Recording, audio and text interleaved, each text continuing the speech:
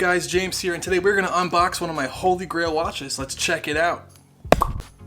So I unboxed this thing actually like 10 days ago, but the SD card was, I guess, corrupted or something like that. So I'm actually doing this all over again, but this is a holy grail watch, you know, something that's very obtainable, you know, very affordable. I've wanted it for about 2 years, and let me show you what it is. Ta-da! And there it is. This is a Hamilton GGW113. Now this is probably like one of the, you know, most iconic military watches, because when you got this is like Vietnam era. You know, this is the type of watch that GIs were given to go in the field, and they were actually designed to be, well, a lot of them were designed to be disposable. So you just kind of wore it until it broke in the battlefield, and then they'd give you another one. Now there's another one called the H3, which has like a little radioactive symbol on the dial, and that one's actually even cheaper. That one is 7 joules. This is 17, so this is quite a bit nicer. And you know, this is actually from 1983, so this is not a Vietnam era watch, but it's the same exact one they made in the late 60s, early 70s. So this one was only $200 versus maybe a $1,000 one. But check out the aged lume. Gorgeous, creamy, perfect condition. It runs very, very well. And really a cool fact is my grandpa told me that his stepfather was the head of engineering for Hamilton for like 30 years. So, you know, there's kind of like a weird, cool family history. And maybe, just maybe, you know, my step great grandfather had something to do with, you know, maybe getting the U.S. You know, agreement to make this for the government. So that's what happens when the government, when they want something, they send out like a bunch of specifications, and all these watch manufacturers like Benris, I know, also made a lot of them. They say, okay, we can do that for this price, and then they come up with a contract.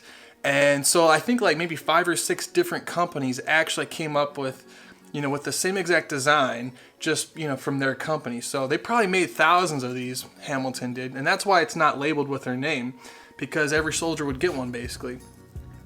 But I'm telling you what, it runs very, very well. The lume doesn't work anymore, but it still looks cool. I mean, that's why I love the aged lume, is because it just looks really cool.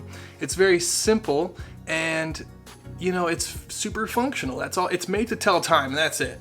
So I'm going to take off my SKX009. This is the watch that kind of got me into watches, and I'm going to kind of show you guys how it wears, because a lot of 34mm watches are just kind of small for this modern age. But with my skinny wrists, I want to show you that it actually works quite well. It has a brand new NATO strap. Check that out. Very cool. I mean, yes, it is small by today's modern standards, but, you know, for my skinny wrists and with the NATO strap, it actually wears a little bit larger. So here's an example of another small watch. I got this last year for Christmas. This is a Hamilton Seabreeze. This wears like a 33, but I think it's a 34. But this actually wears a lot smaller, even though they are relatively the same size. This is an example of how, you know, watches they can wear different ways based on the strap that they're on. But this is another great example of engineering. This is from 1959, and it runs super well. I mean, it's kind of crazy, the quality of Hamilton, especially for the price. These are probably the easiest way to get into ETA movements, but yet they're made in America, or they were made in America. But let's check out this. I love those Arabic numbers. Now, I think the Benris models are actually printed a little bit more clearly, but this is still really cool, really crisp looking, and I'm a sucker for creamed, you know, that creamy lume color to it. And that hacking function is really cool, so when you pull it out, the second hand stops. Can you see that? Can you hear that wind it up? I love that sound. That's a really cool watch, and it even has a nice stone watch to it, so, you know, it would take damage well, it would take scratches well, and it wouldn't reflect as much. You know, when you're talking about $200 and you want something that has cool history and you want something that comes from a reputable manufacturer, I don't think it really gets much better than this. I mean, Hamilton also has this thing called a W10. That's a little bit nicer. It was designed maybe more for like commanders and lieutenants, but I don't think those actually got wartime a lot. And you can see a picture here in the corner. They look really cool, and they certainly have history, and they're worth maybe twice as much as these. But I think really though, I think if you're gonna go with a strict military watch, I think this would be a great start, and maybe the W10 will be in the future for me. But I think this is so cool. To me, this screams more authentic. Maybe I just connect with it because it's maybe more, it's a simpler design. All right, so I wanted to show you guys my watch collection. I don't even know if I'm going to use this box yet, but here's my current collection. And as you can tell, I have my SKX 009 with the faded bezel and the coffee dial I put on there. It's kind of like the watch that really kind of started it all for me. I'm kind of obsessed with it, especially for the price. You can't go wrong with it.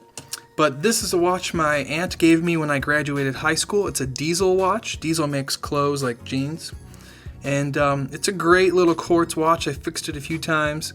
And it's really cool when you put it on a NATO. It's unique. I just need to get a battery for it. Here is a watch. This is an Invicta. This is actually like a kind of like a homage to like a Bell & Ross. My wife bought this for me when I graduated college. And it's super heavy, super well built. It just ran out of batteries, and I haven't wore it since it ran out of batteries like 2 years ago. But it's certainly a gorgeous watch. And Invicta, they make good stuff. They really do. Here's a watch I bought last year. I've always wanted a Tudor Black Bay, so I got the homage. You can see a video on that as well. I have. And it's just a well-built homage. I don't even know who built it. I just know the guy who put it together for me. But it's one of my favorite watches because it runs so well. Here is a watch my mom bought me, I think 2 years ago. This is a sterling skeleton watch, so you can see right through it. Very cool to see the inside of how it works. Honestly, I don't wear it much because I don't connect with it, but it's still really cool seeing how small a movement can be. And it's very accurate. So it's really cool. And then here is a Hamilton Seabreeze I got last Christmas for my mom. This is a 1959 model. Again, it runs very, very well. It's very small, 33 millimeters or 34, but I'm telling you, it is gorgeous. And this is a great example of how, if it's made well, it's going to last, generations. And then, of course, we have my new Gigi W113 from Hamilton, which I'm wearing today. Pretty cool.